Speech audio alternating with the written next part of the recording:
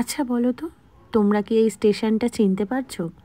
যারা যারা চিনতে পারছো তারা কিন্তু অবশ্যই কমেন্ট বক্সে আমাকে কমেন্ট করে জানিও। তো hello everyone, welcome back to my channel. তো আজ আবার চলে এসেছি তোমাদের জন্য একটা নতুন কন্টেন্ট নিয়ে। তো এমন একটা দিন ছিল, সেই দিনটা ছিল শুক্রবার।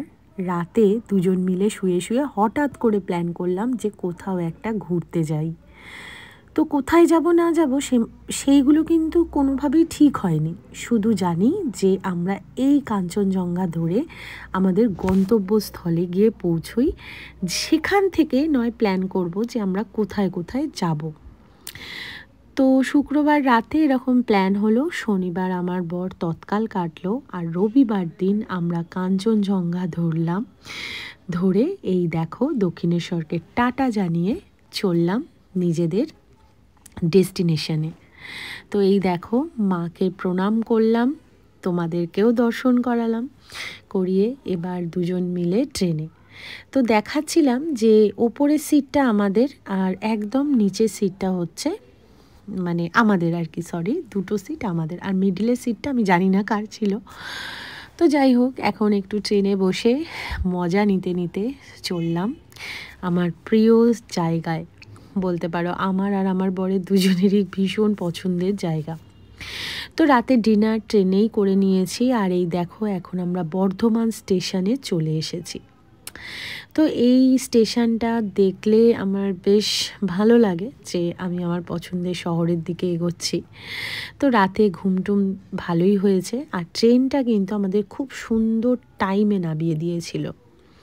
তো এখন আমরা পৌঁছে গেলাম শিলিগুড়ি স্টেশন। এখানটা আসার পর না আমার মনটা যেন মানে এত উত্তেজনায় ভরে ওঠে, মানে যেটা তোমাদের ভাষায় প্রকাশ করতে পারবো না। কারণ আমি ভীষণ ভালোবাসি পাহাড়, তাই এই শহরটায় এলেই মনে হয় যে আমি যেন আমার কাছের জায়গায় চলে এসেছি। তো এই দেখো শিলিগুড়ি স্টেশন।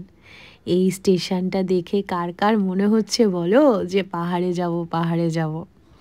আমিও অনেকের ব্লগ যখন দেখি না, এইসব স্টেশন এই রাস্তার ধারগুলো দেখলে আমার মনটাও খুব ব্যাকুল ব্যাকুল করে যে আমিও কবে আবার যেতে পারবো। তো যাই হোক, অনেকেই সমুদ্র ভালোবাসো, অনেকেই সমুদ্রের ধারে বসে থাকতে ভালোবাসো। আমার সেটা যত না ভালো লাগে, আমার মনে হয় আমি পাহাড়ের কোলে কোনো একটা হোমস্টেতে গিয়ে চুপ করে বসে পাহাড়ের দিকে চেয়ে থাকবো, সেটা যেন আমার বেশি ভালো লাগে। আমি কোথাও ঘুরতে নিয়ে যেতে হবে না, মানে পাহাড়ের বিভিন্ন জায়গায় ঘুরতে নিয়েও যেতে হবে না। আমাকে কোথাও একটা পাহাড়ে নিয়ে গিয়ে কোনো হোমস্টেতে 3-4 দিন চুপচাপ আমি সেখানে বোধহয় কাটিয়ে দেবো। সেখানে আমি খুব সুন্দর মেমোরি গেন করব, আর আমি নিজেকে প্রচুর প্রচুর পজিটিভভাবে নিয়ে আসবো আবার বাড়ি ফিরিয়ে। তো যাই হোক, অনেক কিছু তোমাদের সাথে শেয়ার করব। তো এখন হচ্ছে আমরা মানে কি বলবো, আমাদের যেখানে যাওয়ার সেই যাওয়ার উদ্দেশ্যে আর কি গাড়ি নিয়ে বেরিয়ে গেছি। কোথায় যাচ্ছি না যাচ্ছি সমস্তটা তোমরা নেক্সট ব্লগে জানতে পারবে। আর দেখো পাহাড় দেখতে কার না ভালো লাগে বলো। তো যাই হোক, নেক্সট ব্লগটি খুব তাড়াতাড়ি আসছি। টাটা।